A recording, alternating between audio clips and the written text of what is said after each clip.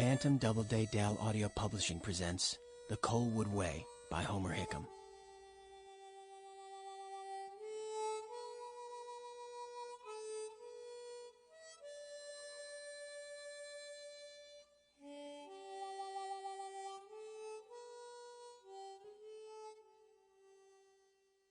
Of all the lessons I learned when I built my rockets, the most important were not about chemistry, physics, or metallurgy, but of virtues, sins, and other true things that shape us as surely as rivers carve valleys, or rain melts mountains, or currents push apart the sea. I would learn these lessons at a time when Coalwood, the mining town where I had lived my entire life, was just beginning to fade away. Yet, as the fall of 1959 began, and the leaves on the trees in the forests that surrounded us began to explode in spectacular color, Coalwood's men still walked with a trudging grace to and from the vast, deep mine, and its women bustled in and out of the company stores and fought the coal dust that drifted into their homes. In the dark old schools, the children learned and the teachers taught, and in snowy white churches built on hillside cuts, the preachers preached, and God, who we had no doubt was also a West Virginian, was surely doing his work in heaven too. At the abandoned slack dump we called Cape Coalwood, rockets still leapt into the air, and boyish voices yet echoed between ancient, worn mountains beneath a pale and watchful sky. Coalwood endured as it always had, but change would soon touch nearly everything, and no one, not even my father, would be able to stop it. When that brittle parchment autumn turned into our deepest, whitest winter, this and many other lessons would be taught. Though they were hard and sometimes cruel things to learn, they were true. And true things, as the people of Coalwood saw fit to teach me, are always filled with a shining glory. To me, there was no better time to launch a rocket than in the fall, especially a West Virginia fall. There seemed to be a cool, dry energy in the air that filled us with a renewed sense of hope and optimism. I had always believed that our rockets were lifted as much by our dreams as by burning propellant, and as the lazy summer faded and a northerly wind swept down on us with its lively breath, anything seemed possible. It was also when the school year started, and I always felt an excitement stir within me at the thought of learning new and wonderful things. Our first rocket of the fall was Auk 22E. A serious little rocket, it began its journey with a mighty spout of flame and turmoil, and its shock wave rattled our wooden blockhouse as it climbed. I ran outside with the other boys, but no matter how much I strained my eyes, I couldn't see it. All I could see were clouds that went, as far as I knew, all the way up to heaven. The seconds ticked by. We had never lost one of our rockets, but I was beginning to wonder if maybe this one was going to be our first.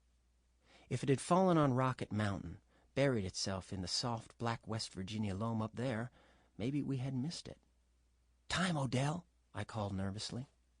Odell looked at the stopwatch he'd borrowed last year from one of the coal company industrial engineers and forgotten to give it back. "I think it's still flying." "Then where is it?" I demanded.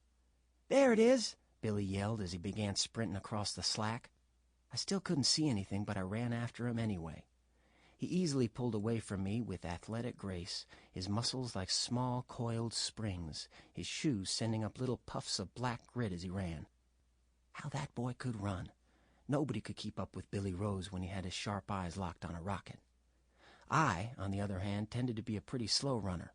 I think it was because I was so nearsighted. I was always afraid I was going to run into something. Odell trotted up alongside me, putting a hand on my elbow to straighten me out. "Time looks good," he said, and then ran on ahead, his mop of blonde hair bouncing as his short legs churned. He held a stopwatch in front of him, his finger poised to click it off the moment our rocket hit the slack. Roy Lee caught up with me next. He was in his dugout clothes, a tight pair of draped and pegged black pants, brown loafers, a pink shirt with black piping, and hair thoroughly lacquered down into a swept-back DA. He had a date for the Saturday night dance at the teen hangout in War and was headed that way right after the launch. "I never can see the blamed things," he griped as he ran by me. Roy Lee's long legs soon had him beside Odell, but Billy was still far ahead. Behind me I could hear Sherman's uneven gait, his left leg slung in an arc at each step, his built-up shoe scuffing the slack. Polio had given his leg a twist and turned it thin as a sapling. I slowed to let him catch up and run alongside me. "Odell said the time looks good." Sherman broke into a grin at my report. "Maybe it's going to be a great rocket." A great rocket was what Quentin, the brains of our outfit, called the rockets that did exactly what we designed them to do. I sincerely hoped Sherman was right. AUK-22E used an untried propellant. With rockets, any time you change one thing, a lot of other things change too, and it was hard to predict what they all might be. In that, I guess they were a bit like me and the rest of the boys. Even though we were all seniors in high school and thought of ourselves as being grown up, the truth was we had a way to go. I was 16, they were 17, and every day it seemed we grew a little, usually in some unpredictable way. Quentin was downrange so that he could measure the altitude of our rocket using trigonometry. To do it, he had to see the rocket at peak altitude and aim at it with a device he had built out of a broomstick, a nail, a wooden ruler, and a plastic protractor. He called his invention a theodolite. But clouds had defeated him today, the rocket disappearing through the heavy layer that hung overhead. We would have to depend on Odell's stopwatch. "Whoa, stop!" Billy cried as we ran up to him. He had his arms outstretched to hold us back. I could hear the rocket whistling as it came in, and then, 100 yards ahead, there was a big metallic report and a plume of slack. The AUK had struck nose first. 31 seconds, Odell reported as we reached the rocket. I did a quick mental calculation. I had designed AUK-22E to reach an altitude of 6,000 feet. It had reached, according to the formula we used, less than 4,000 feet. That was a disappointment. The Big Creek Missile Agency, or BCMA as we like to call it, had been in business for nearly 2 years, ever since the sight of the Russian Sputnik flying through the starry sky over Coalwood had first inspired us to join the space race. We started off slow, our rockets mostly blown up, but after a while we had gotten the hang of it. We had already sent rockets higher than a mile using our old rocket candy propellant. The new propellant we were using should have easily gotten us past the mile mark. Something had gone seriously wrong with this little rocket, and I itched to find out what it was. The smoking AUK was too hot to touch, so I gave it a quick eyeball once over. The casement, which is what we call the body of the rocket, was made from a 3-foot-long, 1¼ inch diameter length of seamless steel tubing. The wooden nose cone that had capped it had been reduced to splinters. One of the 4 fins welded to the casement had broken off. The machinists in the coal company machine shop would be interested in the damage. They had become dedicated rocket builders, sneaking in the work between jobs sent down by the mine. My father, the mine superintendent, had tried for months to stop them but had finally given up. "Bill," Dad had said to the supervisor, "they're your problem. Just remind your boys who pays their wages." The machinists heard Dad's reminder, but it didn't make much of an impression on him. Building rockets, after all, was a lot more fun than working on mine equipment. I wanted most of all to look inside the nozzle, the working end of the rocket. Our new propellant, which we called Zincoshine, consisted of zinc dust, sulfur, and the purest alcohol John I. Blevins could produce from his still up Snake Root Hollow. The nozzle and the propellant were the keys to our success.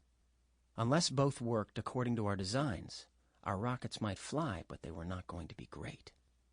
While we waited for the AUK to cool, Quentin decided it would be a good opportunity to give us one of his professorial lectures. "Gentlemen, it is time we adopt a new approach to our work," he said, his index finger held aloft. "To date, we have accomplished prodigious results with our rockets. Yet I perceive a certain tendency among some of you," at this he sneaked a look at Roy Lee, "to see our work as, dare I say it, fun. This is not fun, gentlemen. We are about important work here.